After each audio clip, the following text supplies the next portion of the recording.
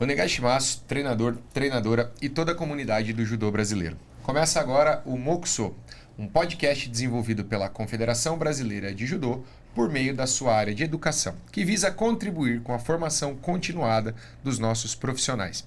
Eu sou o Sensei José Olívio e para debater hoje o tema Desafios na Gestão do Esporte, eu convido o professor doutor Leandro Mazei e a professora mestre Sabrina Vitório Pinheiro. Sejam bem-vindos, obrigado aí por aceitar o convite. Queria que vocês se apresentassem um pouco mais informal aí e qual é a relação de vocês com o judô. Sabrina. Posso? Bom, obrigada pelo convite. Primeiramente, eu sou Sabrina, sou graduada em Educação Física, como você bem colocou, e venho praticando judô aí desde a minha infância, então tenho uma relação aí bastante profunda com a modalidade. E ao longo dos anos eu vim trabalhando muito próximo do judô, com os projetos incentivados, então minha relação com o judô é bastante amorosa e profunda também, pessoalmente e profissionalmente. Bom dia, saudações aí a todos, uma honra estar aqui, muito obrigado pelo convite, Zé Olívio, prazer estar com a Sabrina aqui mais uma vez, mais um projeto, vamos colocar assim. Verdade. Meu nome é Leandro Mazei, hoje eu sou professor da Unicamp, na Universidade Estadual de Campinas, mas cheguei até aqui um pouco pelo judô, Judô faz parte da minha vida também, pratico judô desde os 6 anos, fui atleta de alto rendimento, comentei até com uma colega esses dias, a gente tenta sair do judô, mas o judô não sai da gente. Então, meus temas de estudo, de pesquisa, muitas vezes o judô está inserido. Foi assim na minha monografia de graduação, que eu sou formado em esporte pela Universidade de São Paulo, no mestrado e no doutorado. Então, a gente continua, de alguma forma, tentando contribuir com o nosso esporte, principalmente aqui no Brasil. E uma honra estar aqui, mais uma vez, contribuindo. O Mazei, só para deixar registrado, a gente teve uma relação institucional, Mazei? Mazei foi meu co-orientador de doutorado. É um prazer poder entrevistá-lo agora, botando ele na parede, Sabrina? Vamos inverter o papel. Vamos inverter o papel. Estou cansado de canetada, agora é minha vez de colocar. Só para a gente descontrair um pouquinho aí, eu queria que vocês falassem quem são seus ídolos no judô, tanto no judô nacional quanto no judô mundial. Bom, minhas ídolas, Eu vou colocar assim as referências femininas, Assim, nacionalmente, eu acho que a gente tem aí uma disputa bastante difícil, Mas acho que meu coração aí fica entre a Rafaela e a Mayra, E do ponto de vista internacional, acho que a Clarisse Abninou, a francesa, ela é uma referência, Como mulher, agora mãe. Ela traz essa história muito bonita, que a gente sabe dos desafios também das mulheres no judô. Então, para mim, são minhas ídolas. Quando eu vi essa pergunta, eu falei, nossa, e agora, Porque eu sou da geração que teve as medalhas de ouro, As primeiras medalhas de ouro, as medalhas olímpicas, Do Aurélio, do Rogério, do Douglas. E só que, como eu fui atleta, teve um momento que eu treinei com eles. E foi estranho, Porque você acaba no treino, você é derrubado, mas também você consegue jogar. E essa relação de ídolo, acabou se aproximando e as pessoas acabam se tornando seus companheiros, de treino, de vida, de viagens, Então, mas óbvio, tem sempre aquele respeito pelo Aurélio, pelo Rogério, o Douglas, toda a geração que fez ali, o pessoal que foi companheiro de equipe, o Sérgio Oliveira, etc. Muita gente. E aí aconteceu o mesmo quando você viaja para fora para treinar. Aí você treina com o Kovacs, com o Izinga. Compete contra pessoas que eu admirava bastante, que é o Norato, o Branco. Então é muita gente, Mas hoje, numa idade avançada, é interessante ver que essas pessoas também ainda continuam contribuindo no judô de alguma forma.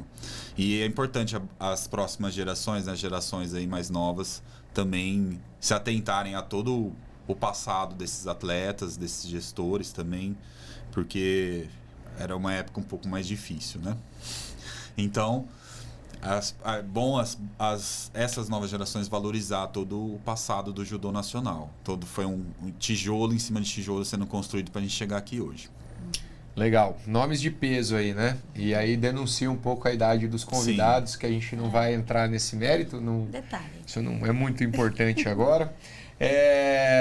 Bom, eu conheço, né, o trabalho de vocês. Sei que o Mazei fez o doutorado na época sanduíche, inclusive com uma proposta aí de um documento, de um instrumento, né, para avaliar as questões de gestão do esporte especificamente no judô. E sei que a Sabrina estuda a questão da gestão de recursos aí no judô. Então, a minha primeira pergunta é: o que estuda a gestão do esporte? E como que eu conhecer isso, como que o conhecimento sobre esse tema pode auxiliar o treinador de judô, o que tem academia, o treinador de um clube? Então, essa é uma primeira pergunta bem ampla aí para a gente começar nosso bate-papo. Posso? Claro. Eu vou tomar essa liberdade, né, para adiantar, porque a questão aqui é simples, né? Muita gente confunde o termo gestão com algo relacionado à lucratividade ou algo mais comercial, e não é só isso. Pode ser isso também. Mas a gestão do esporte, ela vem crescendo aí nas últimas décadas no sentido assim, são muitas atividades esportivas existentes na nossa sociedade, né, oferecendo para a população. Você tem o setor público, o setor privado, você tem as academias, você tem o setor do fitness. E a população, né, todos nós merecemos bons serviços. Então a gestão, ela tem aí, apresenta conceitos, ferramentas e possibilidades para aqueles que gerem essas atividades, os professores de judô com as suas academias, os clubes, etc., oferecer bons serviços para a população. Pode ser que tenha um objetivo de lucratividade, pode ser simplesmente oferecer bons serviços, né? Então, através desse conceito simples, a gente resume o que é a gestão do esporte, né, como um todo. E aí a gente vai abrindo outras situações. Então, a organização, planejamento, controle, avaliação, que são conceitos básicos da área da administração, aplicados ao esporte.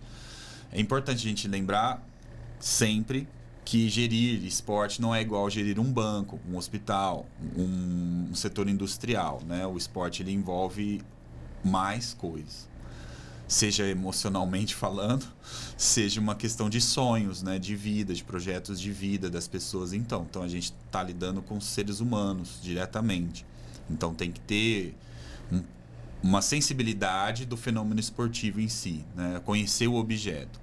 Não dá para a gente querer economizar em algumas coisas quando a gente fala de desenvolvimento esportivo. A gente está lidando com o ser humano, né? Então esse pequeno detalhe é sempre importante quando a gente fala sobre a gestão do esporte, né? A gente está lidando com vidas.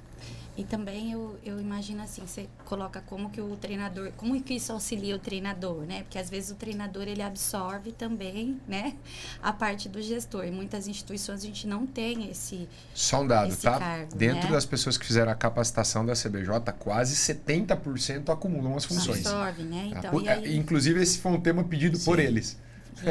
E aí as pessoas, às vezes, elas ficam meio perdidas ali nas áreas de conhecimento todas que elas precisam, né, se capacitar. Então, como que isso pode auxiliar? Eu acho que um treinador que ele tem essas áreas de conhecimento, ele tem capacitação nessas áreas de conhecimento, na área de políticas, por exemplo, de esporte, na área de administração, de planejamento, na área financeira, né? Porque ele fica muito focado ali na parte técnica e, por vezes, ele não consegue nem estudar ou não tem vias de capacitação, né, para isso.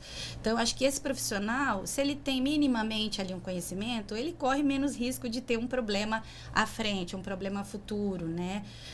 Fora que, assim, faz parte... Eu nem consigo imaginar, que tipos né? de problema que ele pode ter por não conhecer esses elementos? Quais os principais problemas que podem... Isso é um ponto importante da gente alertar. Sim. Eu acredito que eu vou pela via das fontes de recurso, que é, né, onde eu me apego mais. Eu acredito que um profissional que ele não tenha a capacidade de gerenciar, por exemplo, um recurso público, que seja privado, ele vai ter um problema maior na hora de prestar contas, ou até mesmo uma infelicidade. Até isso pode acarretar na parte técnica mesmo, né, no desenvolvimento do trabalho final, né? Você vê alguns problemas, mas aí que assim, por exemplo, a gente está falando o que é importante. Tá, vamos inverter, né? Vamos botar uma luz laranja ali, uma luz amarela.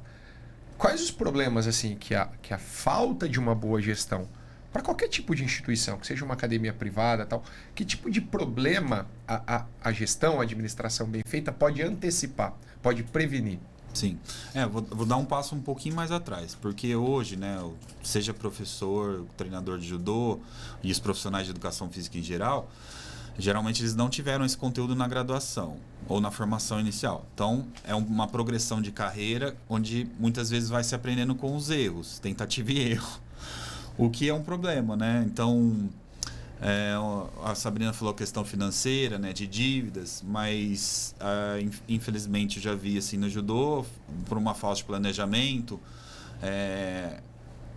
uma equipe não está presente no horário da pesagem. Parece simples, né? Sim. Mas envolve planejamento, uma logística, planejamento de treinamento, que envolve gestão também, foco em algumas competições alvos, etc. E aí, óbvio que os treinadores vão aprendendo, né, ao longo dos anos. Mas, que tal a gente aprender antes, né? Se antecipar a esses problemas, né? Na gestão a gente fala muito a questão do planejamento. Planejamento nada mais é que você antecipar o futuro, né? Pensar no futuro antes dele chegar.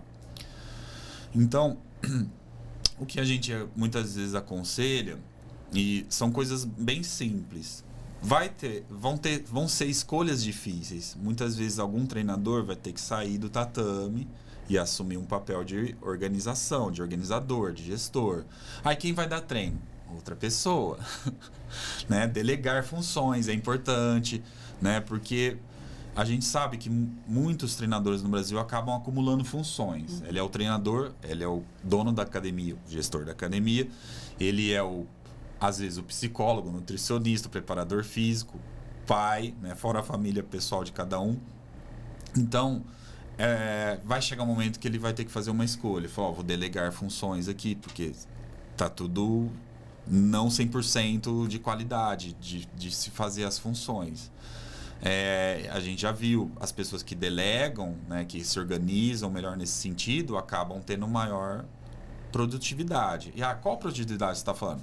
Atletas melhores classificados, melhor desempenho da academia, do time, da equipe, etc. Né? Então, a escolha ali de papéis claros, um organograma, né? Uma vez a gente estava dando uma consultoria para uma associação, falou, o que eu faço? Faz um organograma, ali vai ter o papel claro de cada um. Aí eu olhei e falei, mas isso é simples. Falei, então, mas tem? Tá claro para todo mundo? Porque essa associação foi num evento e tinham esquecido o uniforme. É que geralmente os treinadores eles já assumem esse papel, né? Sim. Ele já faz toda a gestão ali. Quando a gente fala com as pessoas, mas é só isso? Mas é só fazer isso? As pessoas geralmente... Isso eu já faço, as pessoas falam quando vêm falar comigo. Porque o treinador, ele já faz isso. Ele já conta lá as camisetas, ele sabe quantos alunos ele tem, ele sabe que horas tem que chegar. Ele já acaba absorvendo. Só que ele, às vezes, não sabe a ferramenta certa, né? Exato. Ele não sabe como gerenciar ali os recursos humanos. Então, às vezes, tem umas incompatibilidades que eles não conseguem, a questão, né, do tempo, né? Acaba sendo tudo de última hora. E aí, exatamente, isso causa um estresse, né? Não só para a pessoa, mas para todo mundo envolvido. Então, assim, ali na gestão. Como que se aprofundar na gestão pode ajudar? Acho que em tudo, né? Assim, sim. Ele corre menos risco ali de ter um problema à frente dentro em todas as áreas, né? E o Mazei trouxe um ponto no começo, ele falou, a gente trabalha com sonhos, né? E às vezes um pequeno erro de gestão, por exemplo, uma chegada atrasada ao aeroporto.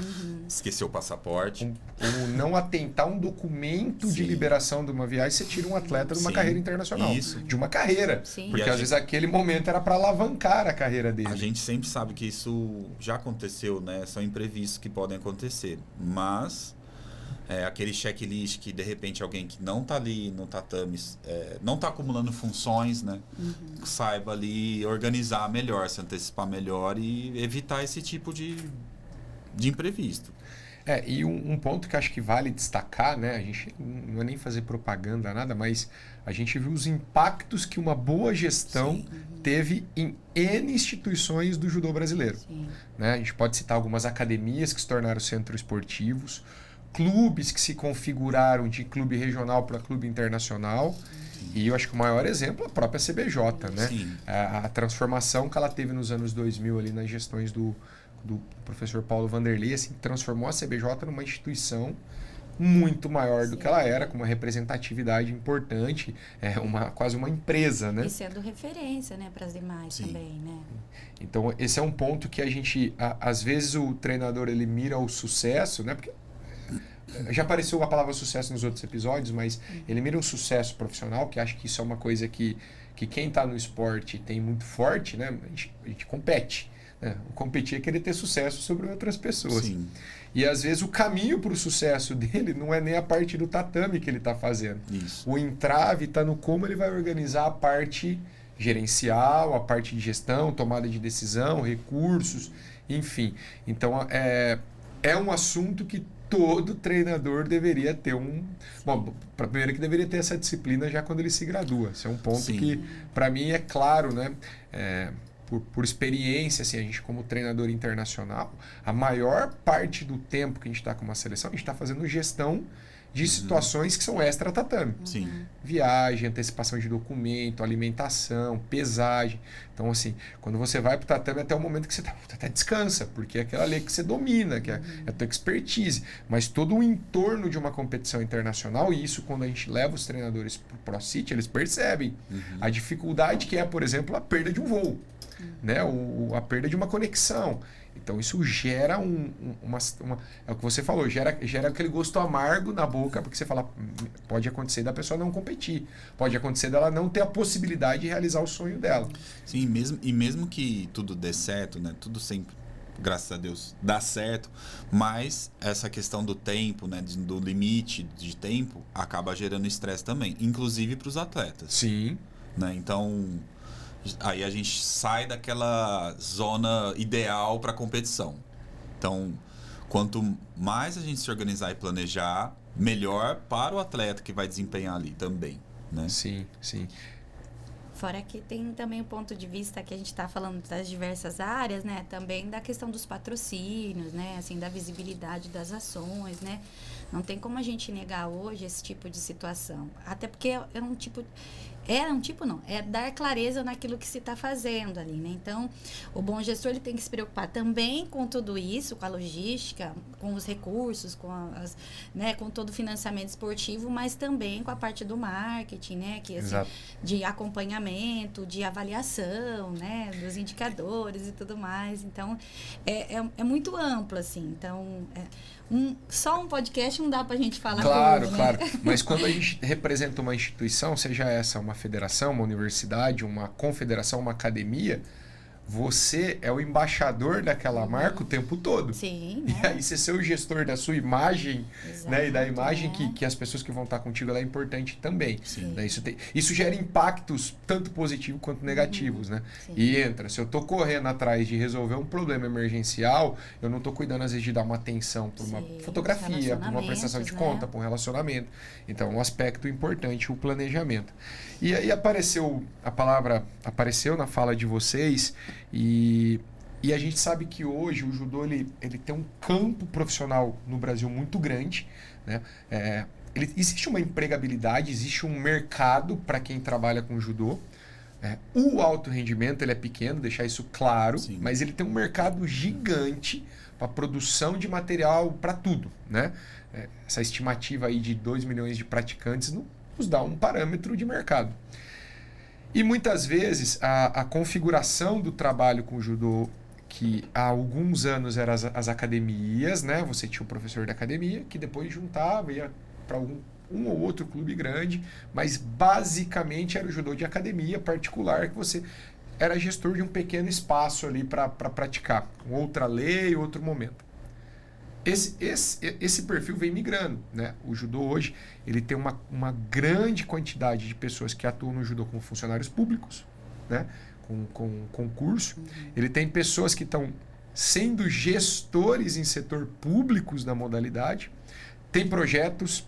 Então, qual é a minha pergunta em cima disso, né? Sabendo desse leque de empregabilidade, eu queria saber qual que é a diferença de um gestor privado para um gestor público e um gestor do terceiro setor. Se vocês pudessem explicar a diferença do que é cada coisa e quais as diferenças para esse tipo de gestor.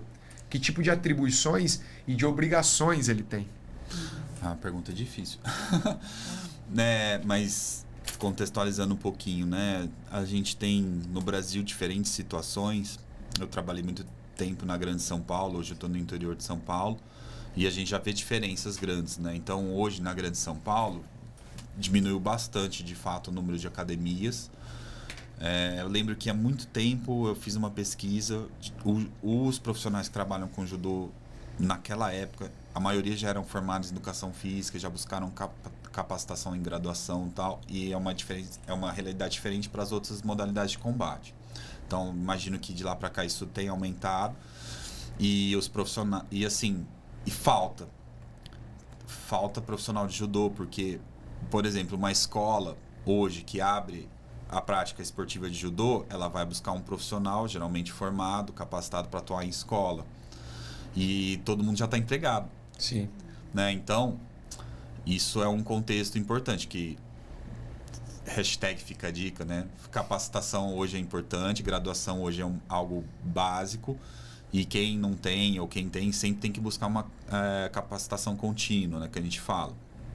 Sobre os setores, né? Público, privado e terceiro setor, acho que o público vai te exigir um currículo para você geralmente passar em concurso, a não ser que você seja contratado diretamente, e mesmo assim você tem que cumprir uma especificação de perfil de profissional que o setor público está pedindo. Então, eu já vi alguns alunos meus da graduação deixando de pleitear uma vaga porque faltava ali uma coisa. Como eles são jovens, às vezes é a faixa preta, né, o Shodan, ou a graduação completa que eles estão completando, ou algum curso específico, né? Então, o setor público vai exigir um perfil. Ah, mas eu não tenho e sei muito de judô. Ok, mas o setor público tem que prestar conta. Né? A gente está falando ali para um serviço da sociedade, então tem que cumprir a especificação.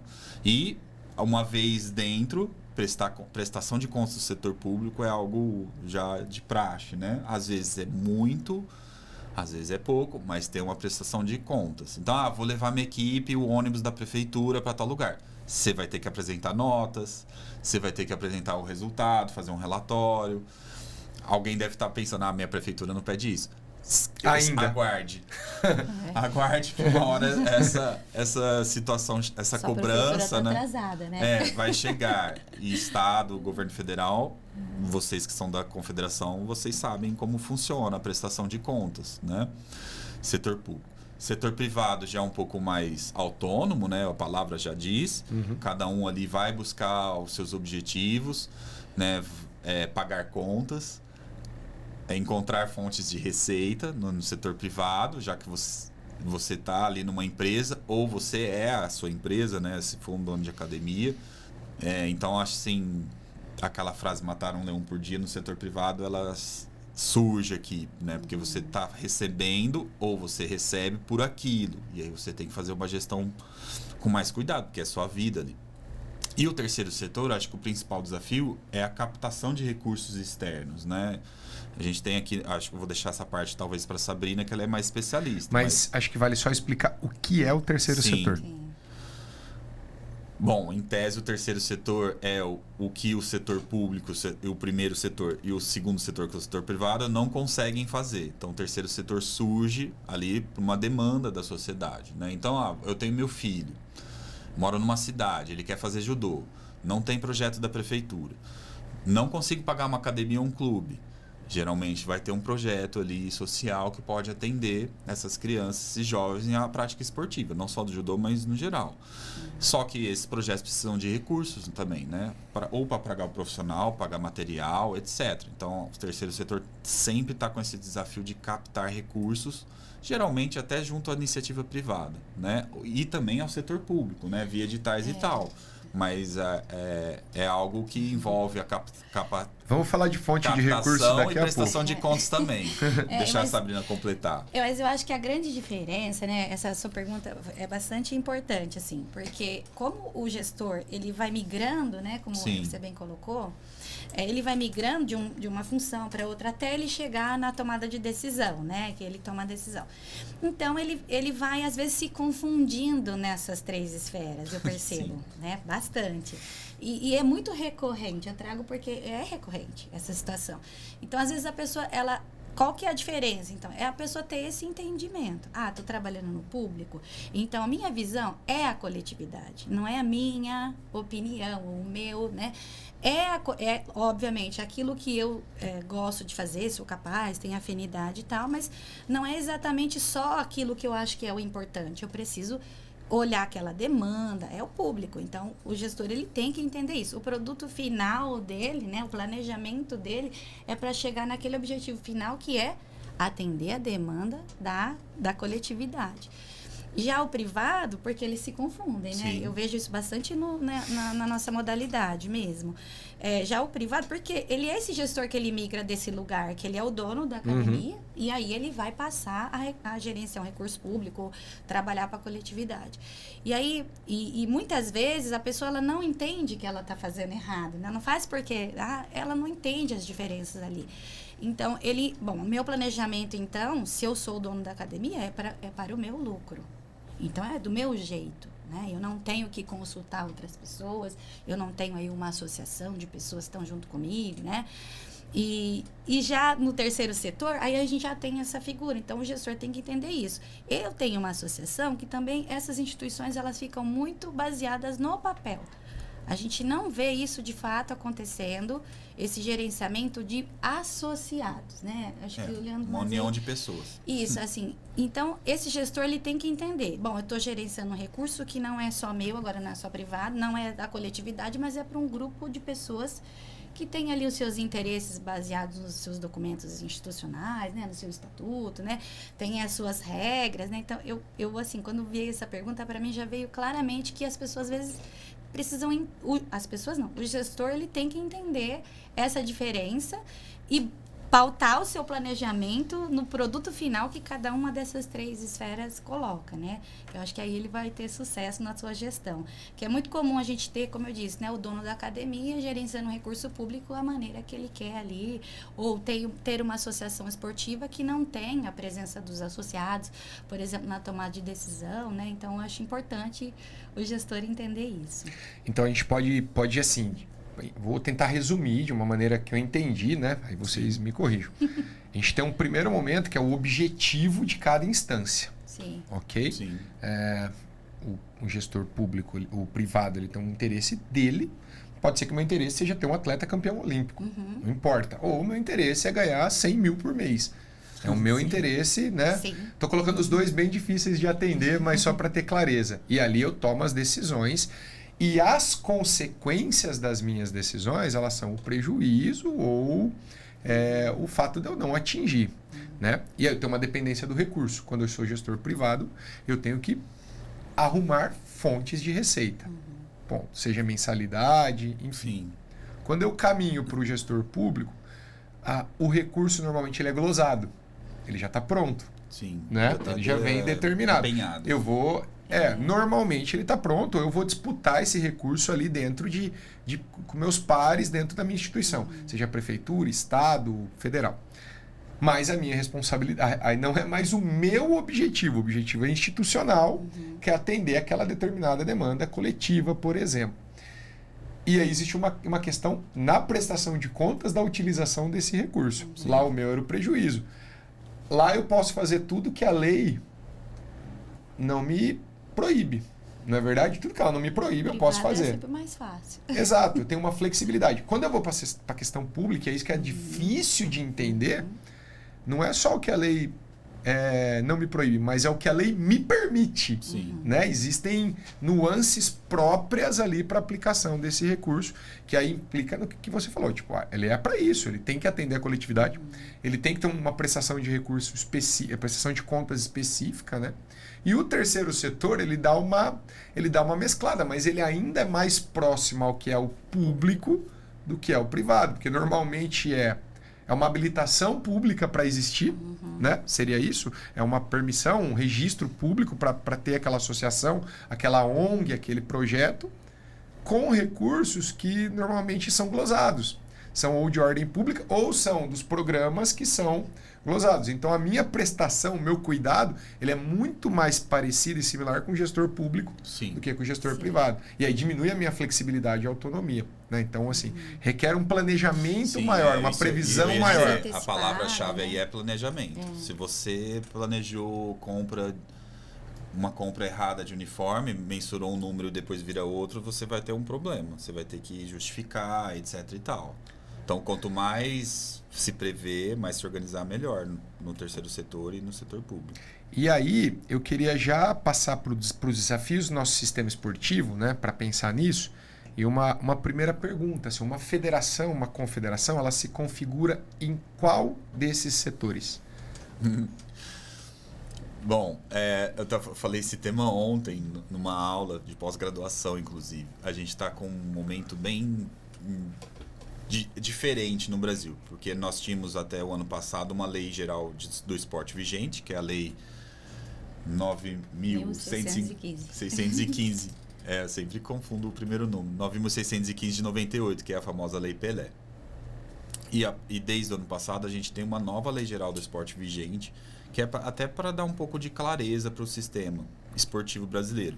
Nós, no Brasil, nós temos todas as estruturas, mas nós não temos um sistema.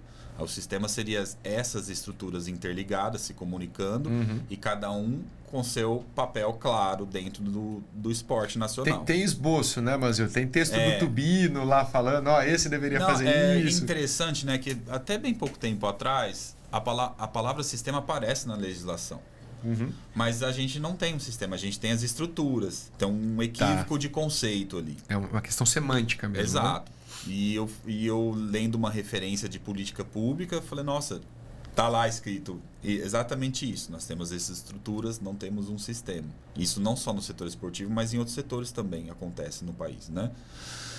E aí a gente tem... Isso é natural do esporte. Talvez em outras áreas isso não seja comum. Se eu for no setor educacional, em tese, a educação pública deveria dar conta de toda a população. A gente já sabe que não acontece isso. Mas, naturalmente, no setor esportivo, o setor privado, ele já faz parte. Né? O que eu estou querendo dizer? Você tem aqui as organizações públicas, município, estado e federação, né? A União. E, do outro lado, você tem um sistema... uma gama de estruturas que já são privadas por sua natureza perante o Código Civil, que são associações, clubes, federações, confederações, comitês, são todas organizações privadas com seu CNPJ. Certo. E essas organizações esportivas, que isso faz parte do movimento esportivo, desde quando ele existe, o modelo britânico praticamente, nós gostamos de judô, vamos fundar nossa associação. E nada impede que a gente não faça isso. Nós temos liberdade para isso. Praticamente em todo o mundo, é global esse conceito. Então nós juntamos aqui, fazemos um estatuto, vamos no cartório, está feita a nossa associação de judô. Criada livremente. Óbvio que a gente tem que seguir algumas regras, né? Para a existência, inclusive, ter nosso CNPJ. Mas esse conceito, ele é comum para associações, clubes, federações, confederações e comitês. Todas são organizações privadas, sem fins lucrativos, né? E nós, de um bom tempo para cá, estamos aptos a também receber recurso público. Isso que eu ia perguntar. Porque... Se a partir do momento que vem esses programas, se muda essa configuração. Nós no Brasil, né, em muitos países, a gente tem acesso ao recurso público, porque, queira ou não, a gente acaba prestando um serviço também de atividade esportiva. Né? Óbvio que tem a prestação de contas, como a gente já falou. Né? Mas, e necessidades burocráticas. Né? Então, a ata de eleição tem que estar em dia, cumprir algumas regras que a legislação pede para ter acesso a recurso público. Mas só somos uma dúvida. Organizações privadas. É isso que eu ia perguntar, mas ela continua configurada como organização privada. Sim. Essa pergunta é interessante, vou dar um exemplo aqui com outra modalidade, né? A questão da SAF, Sociedade Anônima do Futebol. Qual a diferença de uma associação para uma SAF? A associação, ela é sem fins lucrativos. Tudo que ela arrecada lá, ela tem que se autogerir, né? Auto-investir. Eu sou presidente de uma associação, não posso pegar esse dinheiro? Não. Você não é uma sociedade anônima. Entendi. Ao mesmo tempo que a tributação, né, em cima de muitas coisas é mais fácil para uma associação do que uma sociedade anônima. Quer dizer que a sociedade anônima do futebol vai pagar mais imposto? Vai. Por isso muitos clubes não decidiram se tornar uma SAF. Mas consegue captar também, né, mais investimento? Talvez. Então, tem até aqui na pauta o que é leitura recomendável. Código Civil. Código Civil brasileiro já tem essas normas. É uma leitura bem complexa, mas é ali que fala o que cada tipo de organização no país pode e não pode. Né? A gente está fazendo um resumo aqui, mas basicamente é isso. E acho que a Sabrina pode completar também essa configuração sistêmica, né? Então, eu acho que supostamente. dentro do nosso sistema, né, a gente faz assim porque sempre tiveram as estruturas, como o Mazi colocou, e essas estruturas, aquela estrutura ela só funciona a partir do momento o que a gente chama de descentralização do recurso, que é quando o recurso vai sendo alocado nas diversas frentes. Então, por que a educação, por exemplo, a gente não, né, fazendo um comparativo, por que na educação a gente não tem a mesma configuração que a gente tem no esporte? Porque a descentralização do recurso para a educação, ela cai dentro de um único lugar, né? E no esporte a gente tem formas que o governo federal faz de descentralizar o recurso para que as ações vão acontecendo, porque a responsabilidade também de fazer esporte não é só do governo federal, é dos estados, é dos municípios. Sim. E aí, quando o meu município não abraça, eu vou ter uma associação que vou atender essa demanda. E pela natureza do surgimento das estruturas Na verdade, também, né? Se a gente for resgatar, né, a gente dá aula disso, de políticas públicas, se a gente resgatar o histórico, surgiram primeiro as associações esportivas e clubes do que a política pública. Exato, exato. Política pública no esporte brasileiro é extremamente recente. Ela está abarcando as instituições, né? Ela está trazendo para o guarda-chuva. Só um detalhe interessante que eu não mencionei. O que é uma federação? É a união dos clubes ou das associações daquela modalidade. O que é a confederação? União de federações. Exato. Né? Então você tem um sistema comum ali de princípio legal. E o grande desafio é assim, todos esses sistemas, todas essas, né, essas organizações, elas terem essa conversa, esse diálogo e caminhar dentro de um mesmo objetivo, que é o que a Lei Geral do Esporte gostaria que se fizesse. Sim. E tendo um fundo nacional, para que todas tenham acesso com equidade, né, dentro das suas necessidades, cada uma com as suas necessidades, mas tanto as instituições sem fins lucrativos, quanto os municípios, os estados, que caminhassem todos, né, com os mesmos objetivos, atendendo os mesmos critérios de legislação, porque hoje a gente sabe que é diferente, né? É diferente tanto a parte de disponibilidade de recurso e também a parte de funcionamento mesmo. Então, acho que o grande desafio é a gente ter essa conversa de fato, porque na letra da lei isso já existe, né? A lei está bem bonita, né? Está bem configurado lá certinho. Mas a gente vê que na prática isso ainda não caminha, né? A nova Lei Geral do Esporte, que não tem apelido ainda, né? Que aqui no Brasil a gente costuma individualizar a legislação. Dá o nome de quem propôs. É um contexto nacional, histórico. Mas essa nova Lei Geral do Esporte ainda não tem isso. Pouca gente ainda foi se aprofundar. A gente sempre estimula nos cursos, dá uma olhada na nova lei. Mas acho que é o principal ganho dela, e eu imagino que não será do dia para a noite, é elucidar o papel de cada um. Cada estrutura. Isso. Qual o papel do município com o esporte? Tá. Qual o papel do Estado? Qual o papel da União? Qual o papel... Assim como tem para a educação, né? Exato. Qual que é a atribuição de cada um. Era uma necessidade que a gente não tinha no esporte. Então, vem com isso, né? Acho que é o principal ganho dela. E também o papel das federações estaduais, das confederações, dos comitês e etc. Então, a ideia da lei foi elucidar melhor isso, foi tentar unir legislações esportivas que estavam desconectadas. Então, se você tem, né, a Lei Pelé, a Lei de Incentivo, a Lei Bolsa Atleta. Então, é juntar tudo numa mesma legislação, né, num número só. O que está acontecendo no desafio, e a Sabrina mencionou um ponto que diverge ainda, que A gente espera que Sim. tenha clareza em breve, que é o Fundo Nacional do Esporte. O governo, no setor público, também precisa de mais recursos para o esporte. Assim como tem o Fundeb e tem o E isso não... Fundesporte. Isso está em negociação, Sim. obviamente, porque as questões econômicas nessas horas são complexas, né? O setor do esporte de alto rendimento no país deu uma solução há mais de 20 anos atrás que funciona muito bem até hoje para o esporte de alto rendimento, que foi a lei relacionada ao repasse de arrecadação de loterias. Uhum. E está resolvido isso. Mas a gente no Brasil ainda precisa resolver Outras a instâncias. acessibilidade ao esporte, Sim. o esporte de iniciação, desenvolvimento, base, participação. Cada estado precisa elucidar melhor se ela vai destinar um recurso para as federações estaduais e assim por diante. Mas é um momento nebuloso, né? Uma transição Sim. de paradigma. Eu não sei se o pessoal tem noção disso, né? A gente começa a regulamentar o esporte no final da década de 90. Exatamente. E tanto é que o pessoal imagina, o Ministério da Educação ele existe há quanto tempo? Acho que Sim. desde que existe ministério, deve ter o Ministério da Educação. O Ministério do Esporte ele surgiu quando no Brasil? 2003, Oficialmente 2004? 95. 95 era a secretaria. Não, era um Ministério Extraordinário do Esporte. Era algo ali temporário. Sim. E ele vem surgir em 98 com o Ministério do Esporte e Turismo, se eu não me engano. Ele não tinha ainda uma identidade, Não. né? Mas como o Ministério do Esporte e estrutura, ele surge quando? Estrutura- Os ministérios, 2003, oficialmente, 2004, não é? 98. E aí a Que a gente lei tem um vai- período que ele volta, ele deixa de existir sim. agora, É, recentemente. na ver- Aí ele volta pra cena. Então, é isso. Agora fica claro pra mim essa questão de você falar, não existe um sistema. Sim, Porque assim, quem regulamentaria isso, é teoricamente... um pouco óbvio, porque é recente. Exato, é uma transição de paradigmas, né? E aí, isso é importante a gente colocar, porque às vezes o pessoal traz assim, mas poderia ter um centro de alto rendimento. Fala, peraí, cara, mas a gente não tem um sistema. A gente não tem um sistema, a gente não tem um organograma.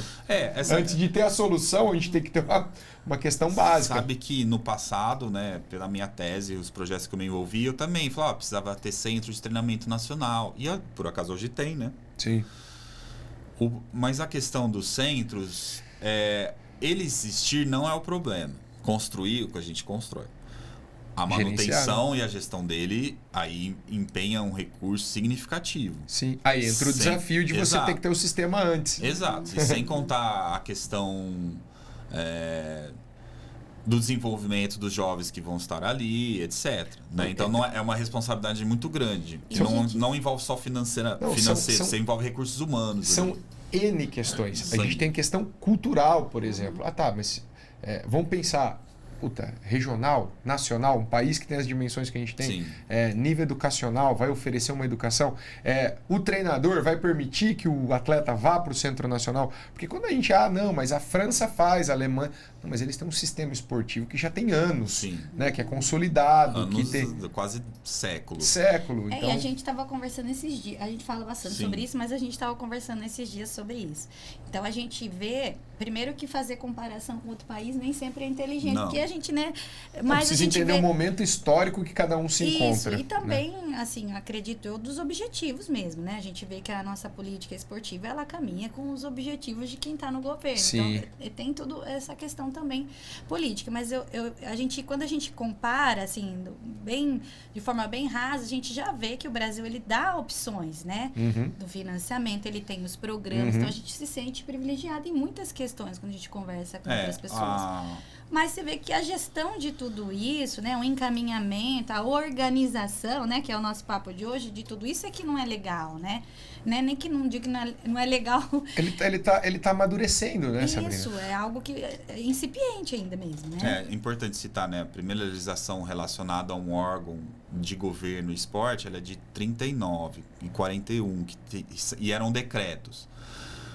Era uma secretaria ali no Ministério da Educação, ou depois da Saúde, e ao longo dos anos... ele teve esse caráter higienista. Exato. Então... E ao longo dos anos, o grande problema era sempre o mesmo, financiamento. A gente vai falar disso já. Né? Então, a Lei Zico de 91, 93, juntamente com o Bernard Hagman, que todo mundo conhece, tentou ali dar alguma fonte de financiamento para o esporte de rendimento, que eram os bingos. Depois veio a Lei Pelé com as loterias.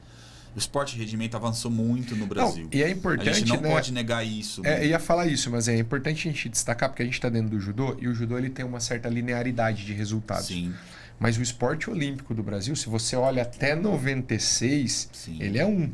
A gente tem mais medalhas olímpicas de 2000 para frente do que de um século anterior. E hoje, então, Zé, o Brasil é modelo na América para a gestão do esporte de alto rendimento.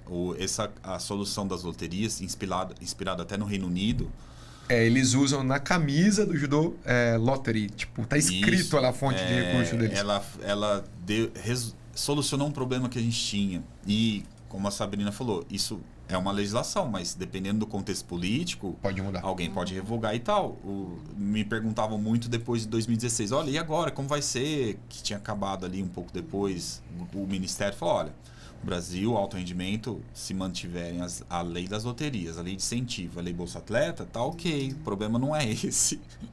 Mas se acabar a legislação, tem um impacto gigantesco, né? Mas o rendimento evolui em termos de resultado, em termos de gestão. Esse projeto aqui é um progresso, né? É uma provocação dessa melhora de sistema. Evolução. Sim. Quando a gente imaginou que estaria aqui. Sim. Entendeu? Sim. Então, assim, a gente tem que valorizar essa evolução, sim. A gente sabe que tem coisas para fazer também. Exato. A gente vive um momento de transição, né? Então é um ponto importante. Ainda sobre essas questões organizacionais, eu ia perguntar os desafios do sistema, mas agora já não sei o que perguntar, porque você falou que não tem sistema, eu me perdi. Mas eu só queria fazer um paralelo com o trabalho de vocês de pesquisa, o seu sei que é específico judô, a Sabrina mais geral, mas eu entendo que vocês foram pesquisar os desafios do sistema. Como é que a gente pode entender e como é que vocês veem isso? Quais são os principais desafios que a gente tem? Quais são caminhos que poderia ter? Ando ansioso, né? Porque a gente sabe que a nova legislação está aí desde o ano passado, pouca gente sabe. Então, a ansiedade envolve quanto tempo ela vai precisar para a gente visualizar as coisas sendo feitas, né? Porque a Lei Pelé passou por isso. A gente está falando de 98. Acho que até ali em 2005, 2006, a gente não via materialização do que estava escrito na lei. Sim. Né? Sim, e hoje, se pergunta para qualquer um quais são as manifestações do esporte, muita gente vai falar educacional, rendimento e participação. Tá na Lei Pelé. Então demorou ali um tempo, o que é normal. Então a ansiedade envolve quanto tempo essa nova legislação vai se apresentar em materialização de ações, pra gente ver o que tá dando certo, assim como pra gente ver o que não vai dar certo. Claro. Né? Então, acho que daqui pra frente a gente tem que esperar, até porque ela precisa ainda de algumas situações, alguns decretos que vão solucionar, algumas emendas, né, parlamentar e decreto para a organização melhor da materialização dela. Então, a questão do recurso, prestação de contas, vai ser como? A gente, não sei quem trabalha com o setor público sabe, a gente está passando por uma transição que é a nova Lei Geral de Compras, que implica que todo o setor público faça ali licitação, etc e tal. Não é como era antes, está todo mundo assim se adaptando. É importante. E aí cada dia é uma novidade diferente. É importante frisar, né? Quando vem essas propostas de lei, o proponente espera que as coisas melhorem, né? Sim. Não que as coisas piorem, mas às vezes o processo de transição... A transição, ela é ardida, né? Nossa, ela é demais. Eu trabalho numa autarquia pública. A gente está passando por um momento complexo. E a ordem é paciência. Sim. Espera, aguarde que uma hora, né? A elucidação vai vir. Cara, a gente dá um exemplo de mudança de lei, para sair totalmente fora do contexto, quanto desconforto causou uma lei simples. Obrigatoriedade do cinto de segurança. Sim. As pessoas achavam ruim. Os novos não sabem, não era. As pessoas achavam ruim, cara, é pra te salvar, pra você não morrer. Assim até como hoje tem gente fumar em falando. lugar público. Exato. Então, assim, não tô falando que é o mesmo grau de importância, mas só pra dar um exemplo. Foi polêmico na época. As pessoas assim, não aceitavam isso. A proposta vem pensando em melhorar o coletivo. Exato. Só que ela demora um tempo e às vezes você é prejudicado momentaneamente. Não prejudicado, mas você perde algumas alguns pontos que você tinha de facilidade naquele momento. Mas eu acho que isso combina muito o que você disse aí com a questão também da formação, que Sim. você também já disse. Então, a gente no esporte, a gente não foi... eu, pelo menos, não tive. Às vezes, dou aula na pós-graduação, os alunos falam, professora, eu não tive esse tipo de informação, esse tipo de entendimento das políticas esportivas. Mas qual currículo de universidade tem? Então, mas, por exemplo, hoje, graças a Deus, tá na Unicamp, Exato, mas está começando. E acho que os cursos também, não só de instituições de ensino superior, mas cursos também das organizações esportivas, como da CBJ aqui e etc., eles vêm... vem somando, né? Vem fazendo... O objetivo de sanar esse gap, né? Assim, dentro do judô, só para pegar o gancho. Teve o curso da FIGE, foi muito legal. Eu fiz o curso de gestão da FIGE, achei muito bom. Lógico que tem a dificuldade do idioma, não sei se já passaram para português, mas foi muito bacana, porque te dá alguns elementos. O próprio curso, o COB, vem trazendo o CAGE, que é um pouco mais aprofundado, mas tem cursos mais básicos ali de gestão para treinadores, que começa a contribuir, entender a estrutura de governança, tudo isso. Porque na formação a gente passou batido nisso. E aí a gente às vezes não se envolve também no entendimento da legislação, a gente não se envolve no processo, a gente não participa, né? De várias situações aí envolvendo a parte das legislações e acaba não entendendo o financiamento, que para mim nós vamos chegar na cerejinha do bolo. O maior desafio do sistema é o financiamento, que o Mazzi mesmo colocou. Assim, a gente não teve a junção de toda a legislação esportiva por conta do financiamento nacional. Então, isso para mim é um grande desafio. Assim, encaixar isso de modo a fazer acontecer tudo que está no papel tem a ver com o interesse o interesse de quem está comandando na distribuição do recurso, né? Que vai fazer toda a diferença no produto final nosso. Aí, Sabrina, você tocou acho que no ponto de maior interesse para quem está no esporte, né? A gente até brinca na CBJ, fala, como vai ser a seleção? Fala, a seleção é recurso dependente. Não, depende do dinheiro que você tem, a seleção vai com 20. Depende do recurso que você tem, a seleção vai com 5. E acho que quase toda atividade humana, e quando a gente pensa no esporte, em todas as suas esferas de atuação, ele é recurso dependente. Se você tem dinheiro, você realiza. Senão, você tem que ter um recurso humano que é voluntário, né? Você tem que ter... Então, assim, ele é recurso dependente. E qual que é o ponto? Apesar dessas mudanças, apesar da nova legislação que eu entendo que venha para buscar a melhora, hoje a gente tem consolidado programas, né? E a gente tem consolidado algumas... consolidado não, mas a gente tem posto aí, consolidado eu não sei porque pode ser que mude um dia. Mas a gente tem fontes para obtenção de recurso. E acho que o treinador que está ouvindo lá, ele está pensando, puta, como é que eu acesso essas fontes? E acho que esse caminhando para o final aqui do nosso episódio, né? Quais são os caminhos e que fontes são essas que o treinador pode acessar para transformar a realidade dele? Bom, aí a gente tem como as diversas legislações, como a gente está falando até aqui, né? Essas legislações, elas vêm com fontes... Eu ia falar, não sei se eu fui claro, fonte de recurso, tá? Sim, a gente tá falando já, tá? Não... Isso. E aí a gente tem a fonte de recurso advinda dessas legislações, então a gente tem a Lei 10, né, que é a Lei PIVA, que é o repasse direto das loterias, que essa tem apelido, né, Mazzi? É a Agnello Piva, né? Agnello Piva, isso. E aí a gente também tem a Lei de Incentivo ao Esporte, né, que é fonte de muito interesse de muitas instituições, porque as pessoas acabam acreditando que essa ferramenta ela é mais fácil e acaba sendo mesmo, né, dependendo da configuração da tua instituição, né, dependendo dos critérios atendidos ali. E também tem os programas e convênios que muitas instituições, às vezes, não buscam por saber, né, nos seus estados, como é que funciona. Mas, por exemplo, a gente no estado de São Paulo tem essas condições de ter também, através dos convênios, o desenvolvimento da modalidade, a obtenção dos recursos. Porque às vezes as pessoas ficam muito focadas na lei de incentivo ao esporte e muitas vezes ela desenvolve um trabalho ali que ela tem capacidade sim de procurar um convênio direto. Ela é habilitada a receber de outras fontes, isso, né? Exatamente. E não só via lei de incentivo ao esporte, ou se ela não é... Se é um clube, né? Via Comitê Brasileiro de Clubes, aí tem essas fontes distintas aí para acessar. E o acesso, na verdade, é muito mais voltado para finalidade, se ela é uma associação, né, do que necessariamente para a sua organização institucional e dos seus objetivos finais. Porque hoje eu faço muita lei de incentivo ao esporte porque é o que todo mundo procura, porque todo mundo, basicamente, do judô tem a mesma vontade, né, de melhorar aquilo que se está fazendo. Então, eles acabam acessando muito mais a lei de incentivo ao esporte. Acho que um ponto importante, né, Sabrina? Você falou assim, depende muito dos seus objetivos, da sua característica.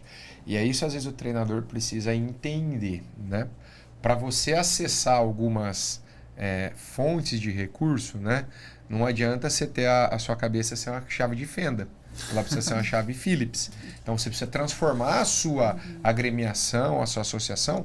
Ela tem que ter as características legais, né, institucionais, para que você possa acessar. Senão, naquela característica, naquele formato, com aquele desenho, não é possível acessar determinadas fontes. Mas é possível acessar talvez outras. Né? Então, acho que esse é um ponto importante aí da gente explicar. Né? Ele tem que adequar o locus de trabalho. Não é só querer a fonte, né? E também tem que... porque muitas vezes, mas ele está acostumado a ouvir eu falar sobre isso, muitas vezes a pessoa fala, Sabrina, eu preciso de dinheiro, que é isso, né? Eu já faço bem aquilo que eu faço. Eu não sei se você já ouviu eu falar, mas eu também preciso de dinheiro. Eu preciso melhorar a minha instituição, eu quero só mais dinheiro porque eu preciso melhorar. E aí, às vezes, a pessoa vai conversando comigo, a gente vai desenvolvendo, assim, a gente percebe que a pessoa não precisa só do dinheiro. O dinheiro, o recurso, ele vai somar naquilo que ele está fazendo. Mas ele também precisa entender, por exemplo, de marketing, de comunicação, porque ele vai trazer ali um patrocinador. Ele precisa entender um pouco mais de metodologia de ensino, para ele saber o que ele está fazendo, né? Então, às vezes, ele vem com aquela ânsia de eu quero recurso, e às vezes aquele recurso, a maioria das vezes, né, quando a pessoa não está organizada, o recurso não faz bem para aquela ação. Vai ser mais problema do que solução. Exatamente, que é aquele primeiro ponto que a gente conversou, né, no primeiro assunto. Então, é mais do que eu saber onde acessar, eu entender, né, o que eu preciso fazer, como eu tenho que estar apto para receber esses recursos. Acho que essa é a grande questão, né, Mazito? Eu vou dar uma geral nesse tema, porque assim, primeiro, né, completando as nossas falas anteriores, as coisas no Brasil, elas têm avançado. Talvez não na velocidade que a gente gostaria, mas avançaram bem. Se a gente olha 20 anos atrás, para quem é mais antigo, a gente fala... Essa conversa nem existiria, né, Mazei? Essa conversa nem existiria. Então, o avanço existe. A gente tem que... Né, a nova lei geral está aí, ela vai avançar muita coisa. A gente tem essa expectativa positiva. E outras coisas que precisam ser melhor elucidadas. Pensem bem melhor no voto dos deputados, porque eles que votam e que vão... legislam, né, sobre nossas situações aqui no Brasil. O recurso financeiro, né, a gente tem, acho que muitos de vocês viram minha aula do Explicit que a gente fez aí nos cursos e tal. Então, o recurso financeiro ele está extremamente atrelado ao desempenho. Né? Ele é muito importante. Mas os estudos têm mostrado também que não é só o recurso financeiro disponível, é onde a gente aplica. A alocação. Né? E o que a gente tem visto é que é muito mais eficiente esse recurso financeiro ser aplicado em recursos humanos. Porque não adianta eu ter o montante se eu não vou ter braço e cabeça pensante ali.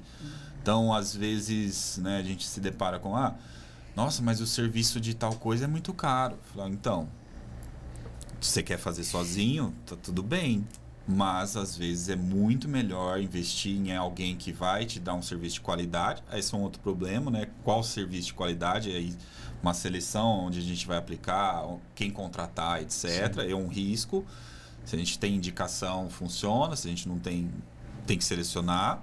Mas o RH é indicado para se aplicar esse recurso. Então, né, a Sabrina citou o dono da academia, e a gente tem falado nisso. Que tal eu contratar uma pessoa que cuide de projetos, né, que cuide da papelada? Porque pleitear projeto incentivado requer um checklist. Sim. De estatuto, ata de eleição, certidão negativa de débito. Aí a pessoa, Sim, tem uma exigência específica, né? né? Você tem que parar ali alguns dias para ir no cartório, etc. Além dessa premissa documental, assim, toda, né, essa questão mais burocrática, também tem a questão do entendimento, né? Aquilo que a gente falou do gestor, enquanto pensar que eu estou gerenciando um recurso público ali, né, dentro da minha academia, que eu acho que é o maior desafio. E também pensar que os projetos, essas fontes de recurso, elas começam e terminam. Sim. Né? Tanto os programas quanto tantos convênios. Elas começam e terminam e elas precisam de um resultado final. Acho que você tocou um ponto aí que vale a pena até o pessoal entender a diferença de projeto e programa. Sim. Né? O projeto ele tem início e fim. Exato. O programa, a tendência é que ele continue. Né? E tem um produto projeto final, é um produto né, final. José? Tem assim, porque às vezes a pessoa fala, eu quero recurso, né? É bem comum, eu quero recurso, tá bem. Aí contrata-se uma pessoa, eu mesma, né, já prestei várias vezes serviço para realizar, a pessoa vai realizar tudo direitinho, conforme está no enquadramento da lei, ok. Mas o que eu faço com isso depois que é a grande problemática? E mais, como eu apresento os resultados daquele recurso que eu utilizei, mais difícil ainda, né? Para quem não fez todo o processo ali. Então, eu me perdi só. Você fez uma pergunta sobre a diferença, né? Então, assim, em ter esse entendimento também de como as coisas acontecem pós-recurso é importante, né? Bastante importante. É uma capacitação bastante importante. Porque também a utilização dos recursos, tanto para os programas quanto para os convênios ou quanto para os projetos, elas são distintas. Os programas, eles são geralmente organizados pela instituição federal, de modo que ela controla como vai ser os recursos, né? Então, a camiseta, não sou eu que digo quanto vai custar uma camiseta, vem diretamente um recurso alocado ali para mim desenvolver. E aí os valor padrão, etc. Exatamente. Os objetivos finais é a própria organização, né, que o órgão, normalmente o federal, que vai dizer como que vai ser utilizado. Já os convênios é uma parceria, né? Então, geralmente os convênios eles são termos de colaboração. E aí os recursos vão ser utilizados ali. Parte vem do órgão concedente, de quem está colocando o recurso, e parte de quem vai utilizar. Então, é uma parceria. Eu digo como vai utilizar, você também ali, a gente fecha os objetivos finais. Já o projeto, sou eu que digo, eu que proponho como isso vai ser feito. Então, veja como a responsabilidade é maior ali, né? E muita gente que acessa a lei de incentivo, às vezes, não entende. Então, sou eu que digo como vai fazer, eu digo o produto final, eu que tem a legislação ali para como eu tenho que utilizar, tá? Mas eu vejo que a diferença maior é essa. Sim. O projeto você tem uma autonomia maior de proposta, né? E uma responsabilidade maior. Só que a responsabilidade é maior de prestação. Sim. Né? Que você tem. Não, legal. Acho que só um ponto que eu anotei aqui, que a gente falou das instituições, né? Das estruturas que estão dentro do sistema esportivo. Vocês conseguem nomear assim, quais são as principais estruturas que a gente tem dentro do nosso... Agora estou fazendo aspas para o sistema esportivo. Sim, é isso. Só para completar também a fala anterior, a gente está falando de lei de incentivo, mas via de recursos, a gente fala de direto e indireto. Eu tenho dinheiro, eu vou gerenciar meu recurso, seja no meu projeto de vida, na minha academia de judô. Isso é raro, obviamente, mas existe essa possibilidade. E existe a possibilidade de arrecadação direta. Vou cobrar mensalidade na minha academia, vou pegar um financiamento, né, que é uma responsabilidade direta, mas queira ou não, depende de um banco, etc.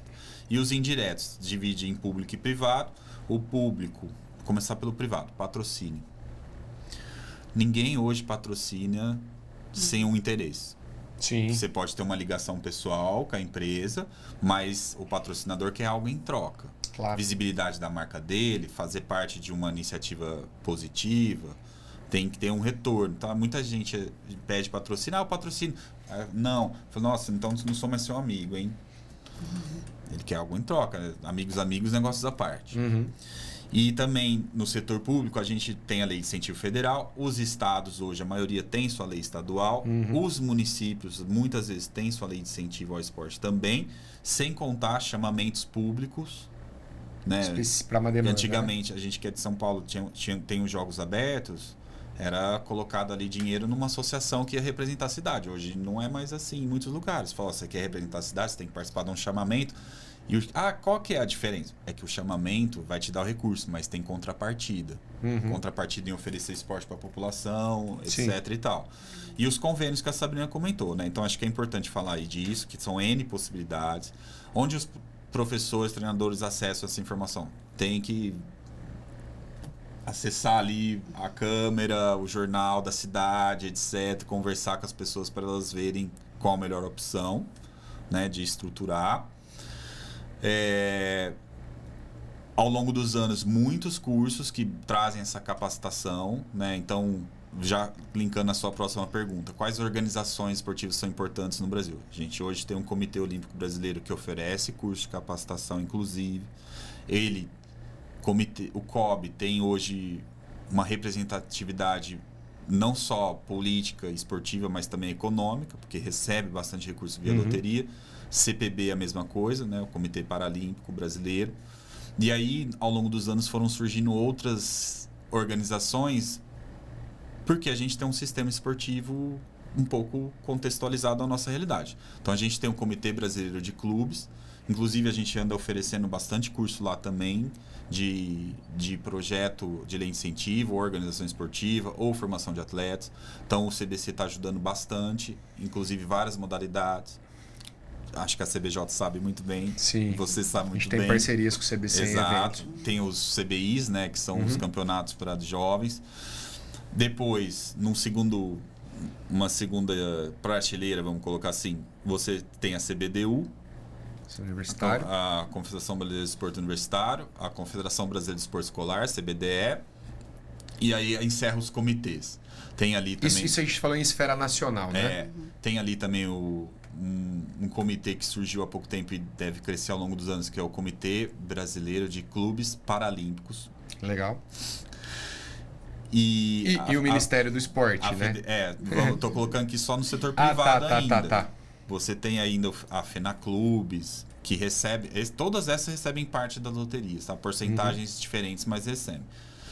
Abaixo desse, as confederações, que cada uma responsável pelas suas modalidades esportivas, né? E um ponto importante, né, Mazei? A confederação, ela é subordinada direto ao Comitê Olímpico. Isso é um ponto importante. Sim. E a Federação Internacional dela, ela tem duas entidades. Duas linhas verticais aqui, que uma envolve o COI, COB, e aqui a modalidade específica, né? A Federação Internacional, a Federação Continental. Sim, ela tem uma linha aí ela tem um organograma. Exato. E ela tem alguns relacionamentos, e isso é muito particular de cada confederação, com esses outros comitês. Nem sempre a relação é tão próxima, né? Além...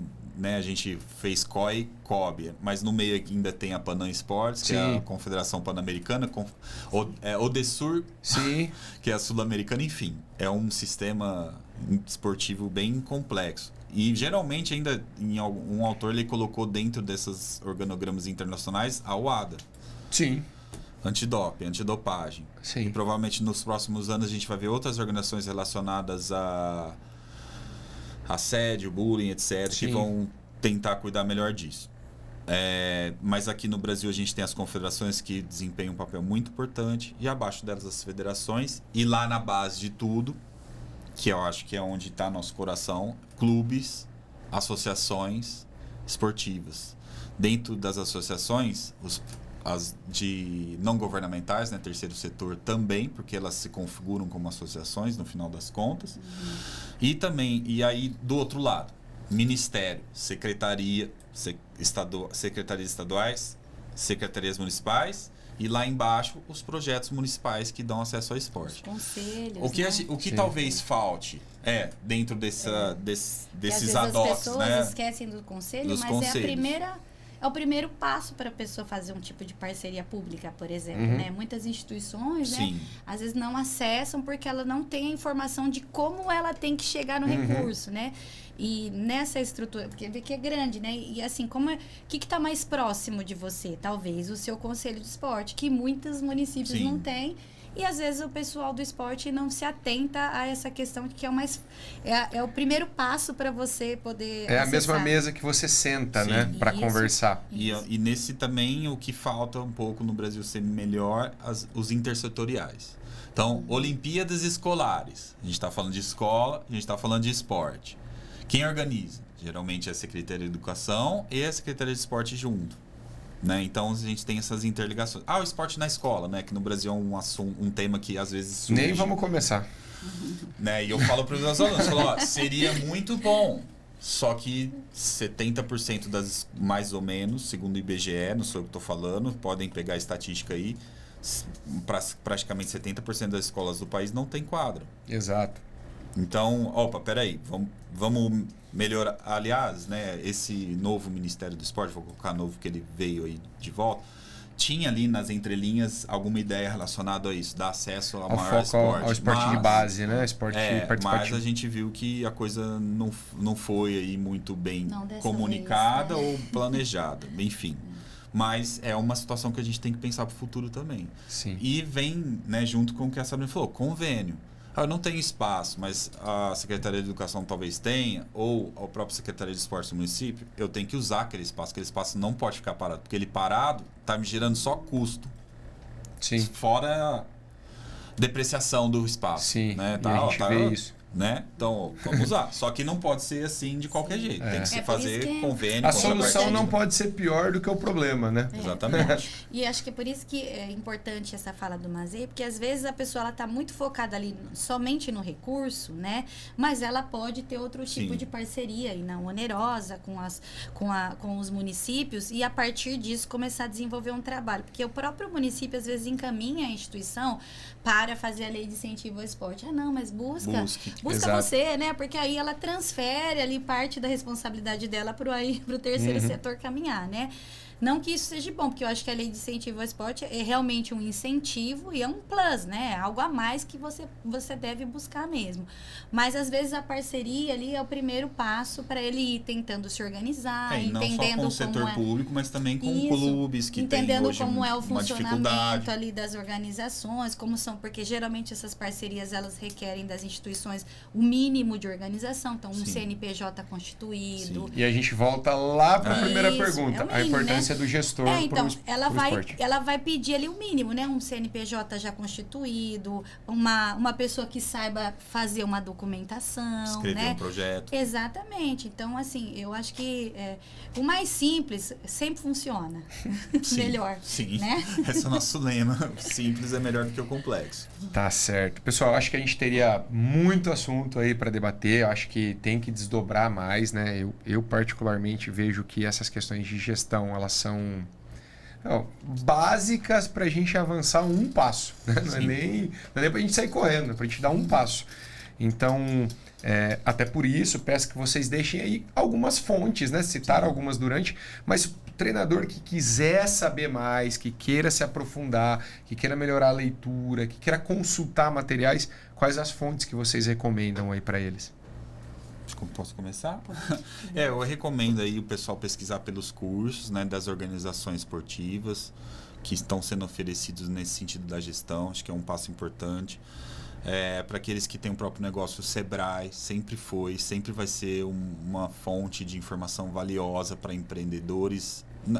Eles usam a palavra empreendedores, mas é qualquer negócio, né, individual ou pequenas empresas ali, microempresas. Sebrae é uma fonte muito boa. Para o pessoal do alto rendimento, a gente tem uma literatura vasta, é só ir lá no... ter que fazer a propaganda do Google, né? Mas o Google Acadêmico, se você colocar lá judô alto rendimento ou judô elite, vai aparecer um monte de coisa, seja para o treinamento, mas também para a gestão. Inclusive com uma produção nacional interessante, né? Que vai achar coisas em português também. Tem até artigo da lei de incentivo, né, Mazei? Temos representatividade nessa mesa. Muito, sim. Então, às vezes, né? Não tenho tempo, mas uma leitura ali, pelo menos da introdução, vai elucidar bastante coisa. Né? A gente recomenda essa busca. A gente também oferece no site da CBJ uma biblioteca interessante. Né? E deixar aqui, né, a gente tem um grupo de pesquisa em gestões políticas do esporte, né, o Sport Map, lá da Unicamp. Todos aqui ficam convidados, porque a gente muitas vezes posta lá não só oportunidades, mas também publicações e conhecimento aí para os interessados. E para aquele que tem interesse de seguir por uma vertente mais acadêmica aí, eu quero estudar gestão de uma maneira mais aprofundada. Completando também,